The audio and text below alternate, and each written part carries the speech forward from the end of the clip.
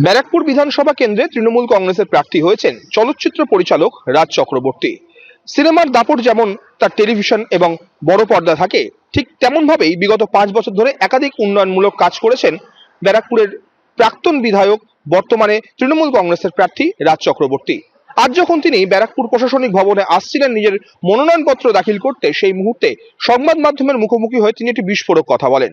কেমন কথা? তিনি বলেন যে রাজ্য বিজেপির মুখপাত্র, যিনি বর্তমানে বিজেপির প্রার্থী হয়েছেন কৌস্তব বাগচি, তার জামানত জব্দ হবে এই ব্যারাকপুর বিধানসভা কেন্দ্রে।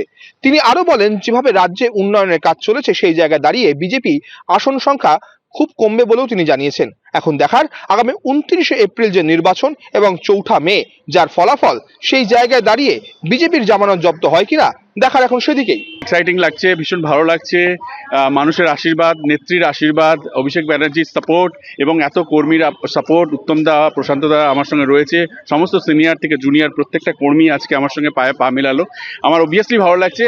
দেখুন, আমি এটুকুনি বলতে পারি, ব্যারাকপুরে আমরা জিতছি, এটা নিয়ে কোনো সন্দেহ নেই। কত মার্জিনে জিতছি সেটার খেলা এখন শুরু। আমরা বিজেপির প্রার্থীকে কথা দিচ্ছি, যদি জামানত বাজেয়াপ্ত না করতে পারি, আমরা আমরা যা বলবেন তাই করবো আর কি।